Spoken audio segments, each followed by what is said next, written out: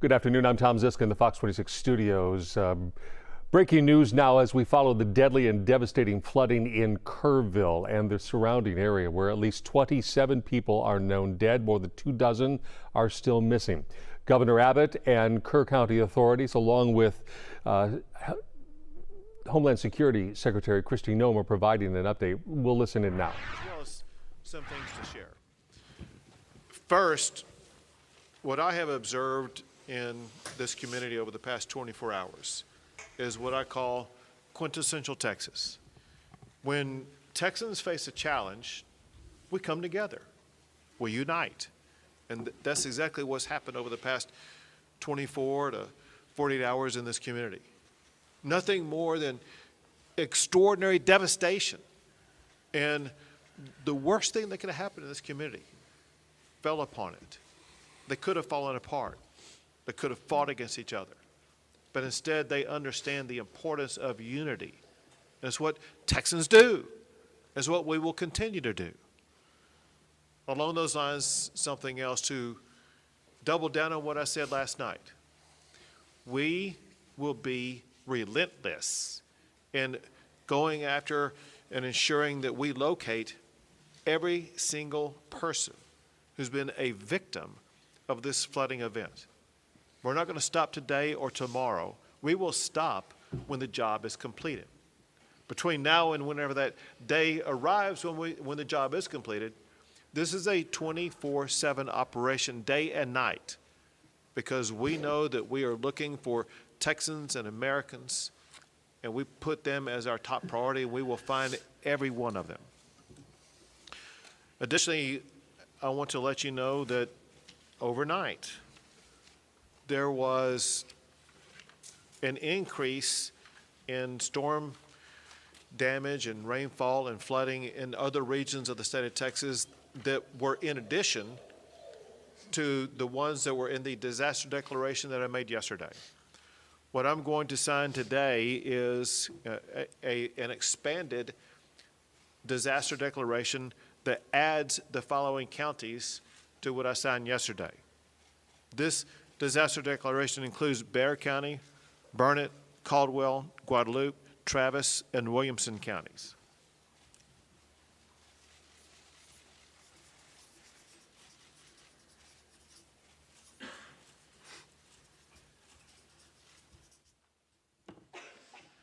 We will continue to add counties as needed as conditions either worsen or improve in counties across the state of Texas.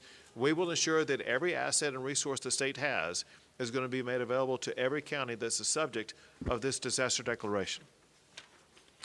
Also, I've had the opportunity to visit not just with Secretary Noem, but other officials in the Trump administration.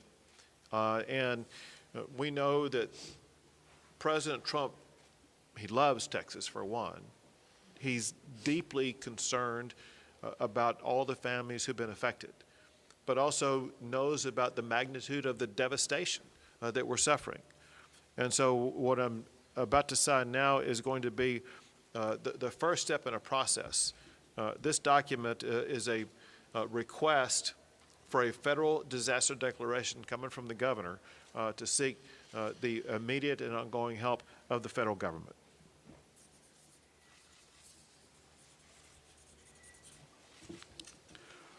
I want to express my gratitude in advance to President Trump for his entire administration for their devotion to the state of Texas.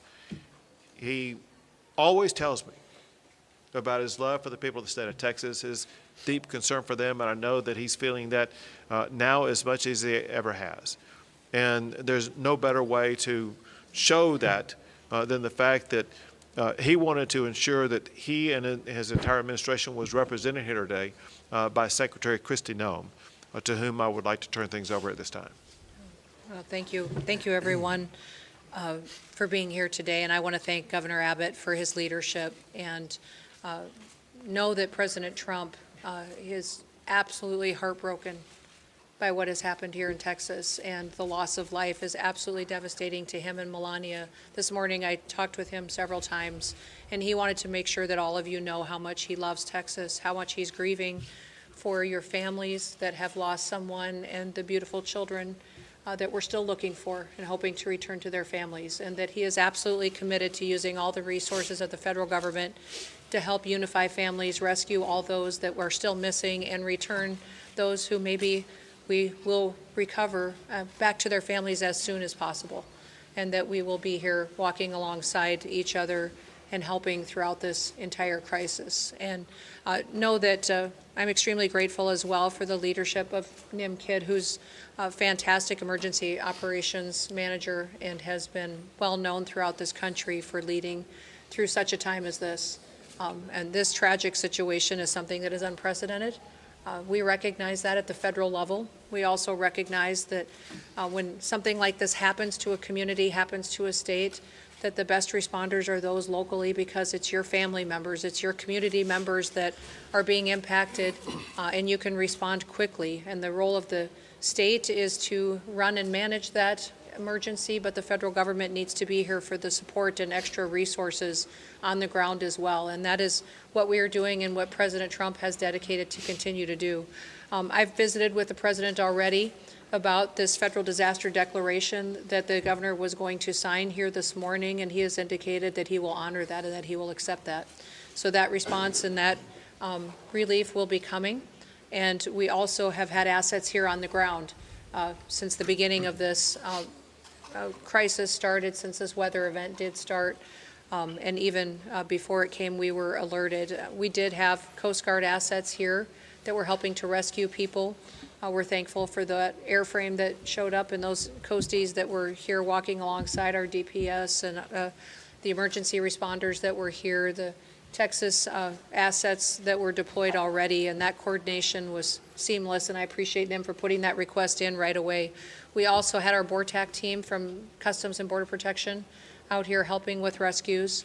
They are a specialized, trained force to come in these types of situations and bring their skill set to bear. That is a resource that's incredibly important to the Department of Homeland Security, but also in these types of situations when we need emergency management response. We also did have a CBP advisory interdiction specialist here that was helping with some coordination of air assets that has been present. And then we are looking at the other entities that are under the department, what can be utilized, and of course FEMA's standing at an enhanced level right now, which means that they are plugged in to the State Operations Center. We are engaged, and then as this response goes forward, that their role will continue to be filled as it always is in these situations, and will be timely and responsive as to what the governor requests and what is needed here on the ground. I do know that the state of Texas is amazing in how it responds to disasters.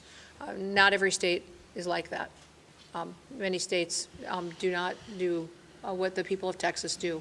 And you are an example to the nation of getting through these difficult times, but also know that you're not alone, that you have the entire country's hearts and are with you and are walking alongside you. And at the department, we will continue to bring more resources. We just, at the request of a previous conversation less than an hour ago, in visiting with him and with the governor, requested more fixed-wing aircraft from Coast Guard to come and help us, making sure that we're going out and locating individuals as fast as possible that we know are still missing, and that we also will send more airframe as far as helicopters that have the ability to come in, and some will be equipped, and the fixed wings with thermals so they can continue to work all night long. Some of the assets that other agencies may offer don't have that kind of equipment, but the Coast Guard does have it, and so that will be deployed so that the search and rescue efforts don't stop even when it does get dark at night. We'll continue to stay engaged, and I'll be here. I'm going to go up to the camp, Mystic, and I'm going to go around town and spend some time here today, and make sure that when I am calling and talking to the president throughout the day, that he has timely information, and that the requests that are coming here from the leadership on the ground are met immediately, and that we can take care of these families and take care of these folks right away. We do know the #1 priority now is people, is making sure we're finding people as fast as possible, and we're returning them to their families. And then also, throughout the process, we'll get into what damage was done to public infrastructure, what may have been done to, I know we have 1,800 people that are still without power. What I understand is people still have water, but we do have damage to bridges and to roads. Thankfully, dams held.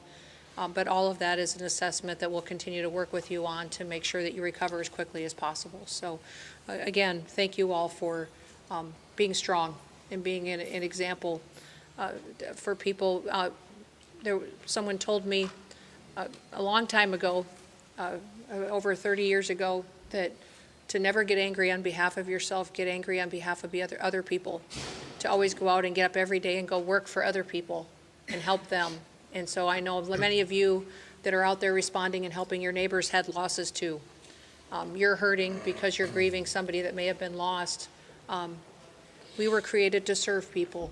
God created us to serve each other. And now is a wonderful time to go find somebody you can help, somebody that you can take care of and get them through this process. And that will make us stronger and better into the future. So our prayers are with you. President Trump wants you to know that he and Melania are praying for you and love you. And with that, I'll turn it back over to the governor. Sure. Well, thank you very much. Thank you so much for being here. Thank you for the assets and resources you and the Trump administration are providing. One thing that Secretary Noem mentioned was the fact that recoveries and rescues are being made. And what has happened over the past 36 hours is really amazing. When you look at what the local officials have done, working in collaboration with multiple state agencies as well as our federal partners, in 36 hours, they have rescued or recovered more than 850 people, some clinging to trees to save their lives, others in other precarious situations. It's just sheer heroism, the way that we've seen our first responders rescue so many people. And now I would like to turn things over to Senator John Cornyn. My thanks to President Trump and Secretary Noem for responding so quickly to Governor Abbott's request for a federal disaster declaration. And particularly, Madam Secretary, thank you for being here in person. It's really important and I think sends a very important message. Unfortunately, I've been to a number of disasters over the years across the state of Texas, as has the governor, and none of these get any easier. But I have to tell you, I remain incredibly impressed with Governor Abbott's leadership and the incredible work that the Texas Department of Emergency Management under the leadership of Nim Kidd do. They are literally the best in the nation. And what Secretary Noem said about other states not responding as well is true. It's something we should be very proud of and grateful for, particularly at a time like this. And then there are the men and women who are standing behind us here who have been doing the work on the ground, not waiting for the federal government to show up. They've been getting the work done, as the governor pointed out. And we are all together, we are praying for those who have lost loved ones and are grieving. We are celebrating with those who have been reacquainted with and rejoined with their family members. And, you know, a few years ago, the governor will remember this, up in West Texas after a terrible disaster, a county commissioner there said something to me that I think is appropriate at a time like this. He said, being from Texas is not just about where you're from, it's who your family is. And so when things like this happen, we come together as a family, as Texans, in a way that I'm very proud of. But it's very important because this is who our family is, and we owe it to them.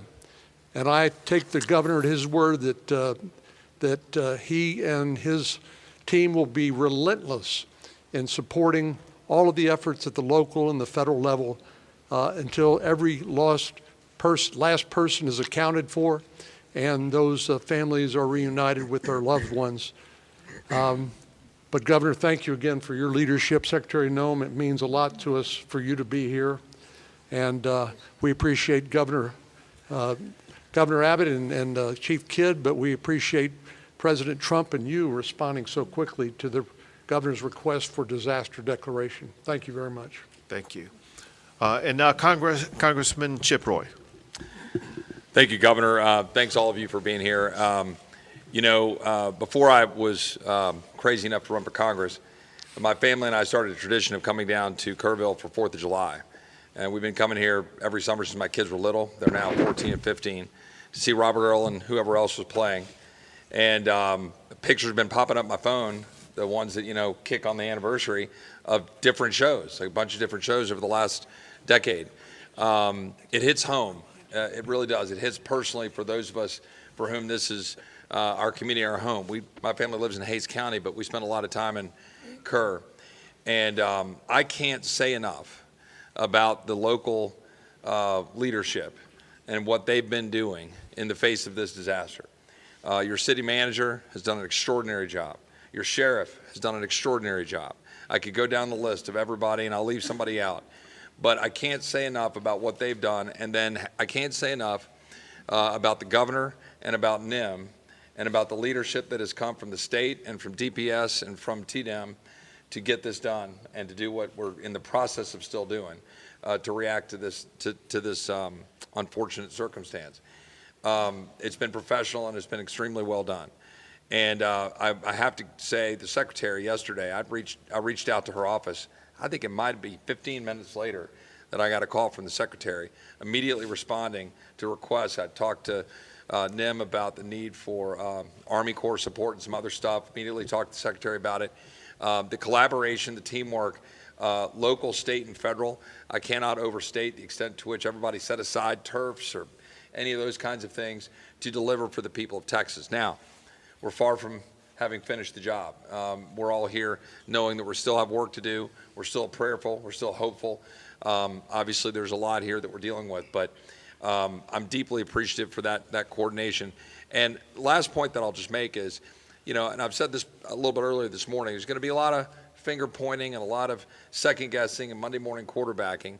And I just want to pick up on what I think the governor said about 850-something individuals that were moved quickly in this circumstance and in a once-in-a-century flood where you get 12, 14 inches, where you get a 26 to 30-foot increase in water in the course of an hour and a half at 4 to 6 o'clock in the morning on a holiday.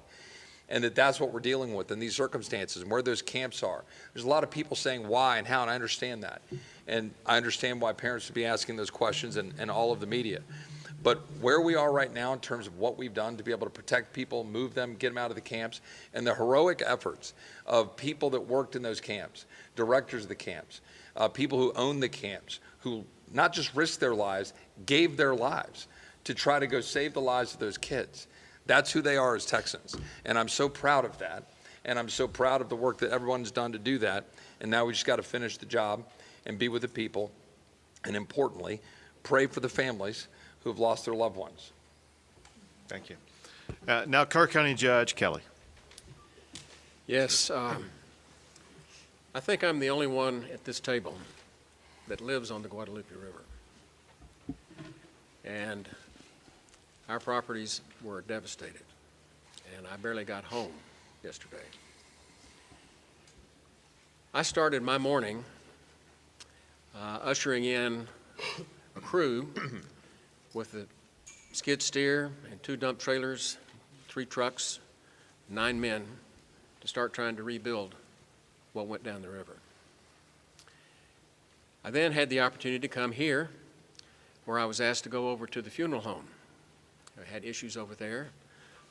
I am a 50-year lawyer and a mediator and arbitrator, and we had some issues that needed attention. And I got to see firsthand many of the body bags, and it breaks my heart. And coming back from that, we had an opportunity to go on a helicopter ride with the senator and the mayor and inspect the devastation. We flew all the way up the South Fork, all the way to Criders. And you can see what's happened, and it's going to be a long time before we're ever going to be able to clean it up, much less rebuild it. But there's nothing on the other side of Criders. It's just hill country. And we didn't know. We know we get rains. We know the river rises. But nobody saw this coming. And what I really have to report to you is it was a godsend to be able to get out of the helicopter, walk back into this building, and sit down with these people and cooperate, arm in arm, hand in hand, to do the best we can to work the process. The rescue has gone as well as can be expected.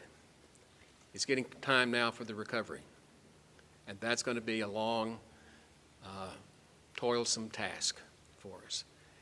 And what I would reiterate that I've heard others say is as long as we stay together, we'll get this done. Thank you. Thank you very much. And now, Mayor Herrick. I want to start off by saying thank you on behalf of the city of Kerrville and our 25,000 citizens. I want to say thank you to the federal government, the state government, county government. You know, as I look around the room in the Emergency Operations Center, I don't see different agencies from the state, the federal, the county. I see one team working together. It's important for our community to know it's one team. We will rescue those in peril, and we will find those who are lost. I continue to ask everyone who sees this today to pray for Kerrville and Kerr County. We need your prayers. And thank God we have the help of the federal government and the state government in this horrible, horrible crisis. Thank God for our country, and thank God for all the help we are receiving today. Thank you. Now, TDM Chief Nimkid. Thank you, Governor. My heart breaks. It's broken for those families that have lost their loved ones, and that fuels our drive to continue to search for them, and we will not stop until we find every one of them. I have to start by thanking our local first responders. Those men and women on the streets live here, they work here, their families are here, yet they got on the truck and they got in the car and they got in the ambulance and they went out and they did everything they could to save their neighbors. You also have volunteers all over this county that do the job for free, that were out there working to save lives, many times putting their own lives and their property at risk. Our state partners have been phenomenal, nothing short. Madam Secretary, your federal team has been nothing short of remarkable and impressive. I'm grateful for that. Every time I've reached out to you or your staff or Acting Administrator Richardson or the Acting Regional Administrator, I don't think the phone has rang twice before you've answered. Thank you for doing that. Thank you for being here with us. Life safety continues to be our #1 priority. We will continue the search until all those that are missing are found. We will start cleanup and property damage assessments as soon as possible. Our teams from FEMA have been in the State Emergency Operations Center since before we started operating on this event. They are exactly where we need them to be, doing exactly what we need them to be doing. Our Border Patrol partners have been here, and I'm so grateful for the U.S. Coast Guard. Acting Administrator Richardson and Regional Administrator Stoller have been great partners to us. We continue to work forward. And if I may, I'd just like to run across a few more of the numbers. 1,331 state additional personnel that have been added to this response on top of all your local responders. Over 906 state assets here. That's 125 from our agency, 172 from the Urban Search and Rescue Team at Texas Task Force 1, over 160 from the Department of Public Safety, over 250 from the Texas Department of Transportation, 170 from the Texas Wildlife Department, Military Department 136, and the A&M Forest Service here with 115, and almost 190 people on the health and medical side. Governor, our team stands ready to assist this community. Thank you very much. One last thing, and that is, there is a word that's been the most common word that's been spoken over the past 36 hours, and that is the word prayer. It's been repeated by the people who are watching this as we speak right now. It's repeated often on social media, through phone calls, through texts, and those prayers are answered in so many ways. Answered by that child who was being swept down the river and happened to find a tree to cling on and was able to continue with uncommon strength to be able to remain clinging to that tree until a helicopter was able to descend upon her and lift her out of that harrowing situation. It could have been the reason why water stopped rising into a home or a cabin or something that would have caused an entire building to float away. It could be the reason why there have been so many people who have been located wherever they were down the river basin. It could be something that prevented somebody from getting into the water to begin with. All we know is that prayer does work. Your prayers have made a difference. We ask for continued prayers as we continue our efforts to locate everybody who's been affected by this, and pray so much for the families who have lost a loved one, who are going through challenging times that they never imagined on the 3rd of July that something like this would happen. Prayer matters, and we thank God Almighty. God has blessed Texas and will continue to bless our great state. We'll take a few questions. Have the numbers changed? 27 dead and 27 missing from Camp Mystic. Sure. What I can tell you is there's still 27 missing. We have recovered some additional bodies at this time. We're trying to identify at this time. What I can tell you, an update, there's 32 deceased. 18 of those are adults and 14 are children. 5 of the adults remain unidentified and 3 children remain unidentified. We are still working on that this time. As I said earlier this morning, the numbers are going to continue to change. They're going to continue to change till we're done. It's been a very good day as far as being out there and being able to do some things, and we've got a lot done. Chief, early on there was a lot of conflicting information about the surge, about the number of fatalities, the missing, even a lot of families and parents were rightfully concerned and more importantly confused about all this information. We just heard the judge refer to this as a shift from rescue to recovery. Can you clarify what that means? Are we talking about these missing people no longer believed to be alive? You'll need the judge to answer that piece. Our state assets and local partners are continuing to search for live victims. Is there any indication that there are still people out there alive? Any evidence? History would tell us that after a certain time period, those chances diminish, and we can talk about all of the numbers and the metrics on that. Our hope and prayer is that there are still people alive that are out there, and we are still actively searching for them, and we will continue. And listen, that will turn into recovery at some point, and none of us want to put a time period on that right now. But when you talk to the men and women that are up there in those helicopters and out in those boats and walking the ground, they're looking for live people right now and doing everything they can to continue this search as fast as possible. And Judge, just a moment to clarify, because we want to be very clear with especially families and parents that are watching this. What makes you feel like this has gone from rescue to potential recovery? Because there is a difference. We will eventually get to the recovery. 2 more questions. Well, we're going to do more than 2 more questions. I want to say this. My instruction to every state agency involved in this is to assume everybody who is missing is alive, and there's a need for speed.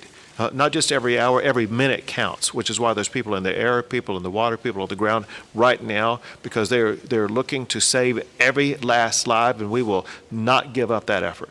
2 more questions. I live in Kerrville.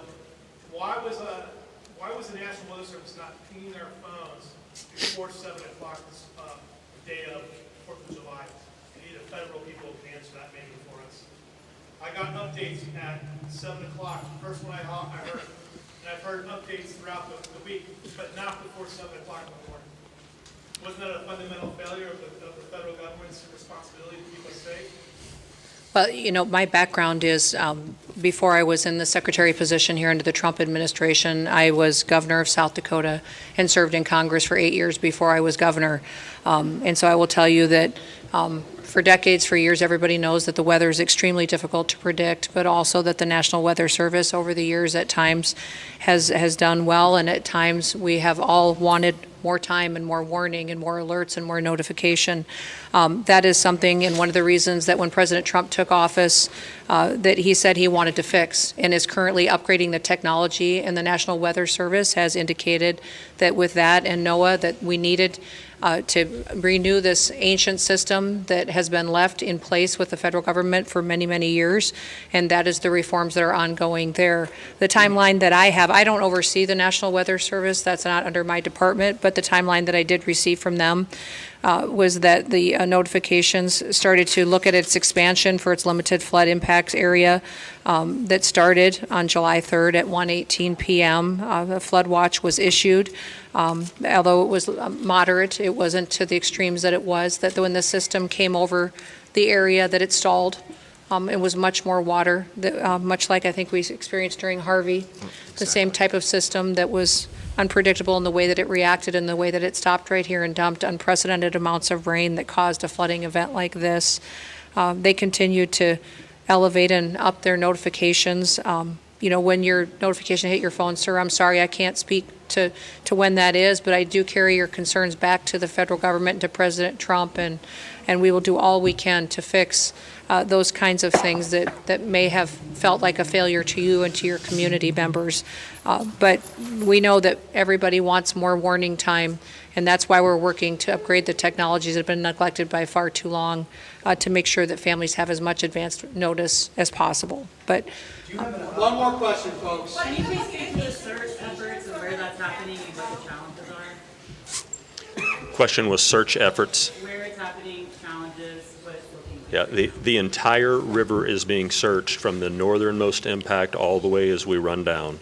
You have assets in the air that are still doing searches, you have boats that are in the water doing searches, and you have ground crews doing searches. As the water recedes, new areas being uncovered and searched, and you have human and canine that are working those banks and will continue. It's a grid situation where we've got maps in there in the EOC where you can see what group is assigned to what area and reporting back to command if they find or if they continue to clear. And that process is going to keep going. We are not stopping until we find everyone that's missing. Great, thank you, everyone. That's all we got time for. Go ahead. As far as the resources people who are trying to recover, we have FEMA, we have the state. What can people depend on from the federal government and the state government in this time of need? And there's a lot of that. well, as in every emergency situation, the local emergency responders put together what the request is through the state, and the state coordinates all of the response and what assets may be necessary and makes a request to us. So now that the governor has already requested this federal disaster declaration, he will start to tell us what the needs are, and the federal government will do all that we can to support. Ma'am, will there be direct assistance? Well, there already has been direct assistance. I mean, when you look at having Coast Guard assets here on the ground, we just requested more assets to be here, Border Patrol here. If there's more individuals and federal law enforcement officers, if we need any assets that I may have under my purview, I've made available to NIM, and so he knows that if he needs something, it'll be here. Great, Thank you. Everyone. Appreciate it.